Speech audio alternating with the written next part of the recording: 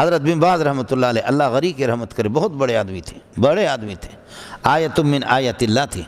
حضرت اقدس مفتی محمود رحمۃ اللہ علیہ کی ملاقات ہوگی حضرت صاحب کے لیے، انہوں نے مفتی صاحب کی دعوت کی، تو مفتی صاحب سے انہوں نے فرمایا حل لک مدرسۃ ہناک فی پاکستان میں آپ کا مدرسہ ہے؟ فرمایا کہ نعم۔ فرمایا کہ مسموہا، کیا نام ہے؟ فرمایا قاسم العلوم۔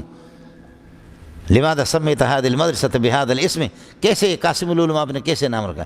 فرمایا نسبتاً الى قاسم العلوم والخیرات محمد قاسم النانوتوی ونسبتاً الى سیدنا محمد بن عبداللہ انا قاسم واللہ یوتی، قاسم العلوم نے۔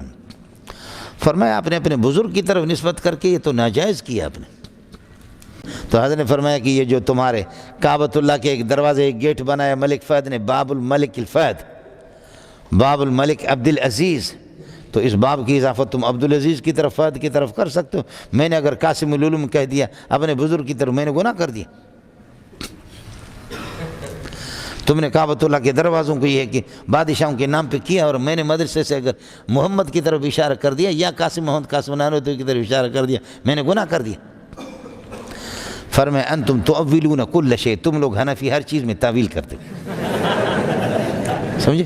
حضرت جی نے فرمایا انتم تؤولون کل شیء، آپ ہر چیز میں تعویل کرتے ہیں۔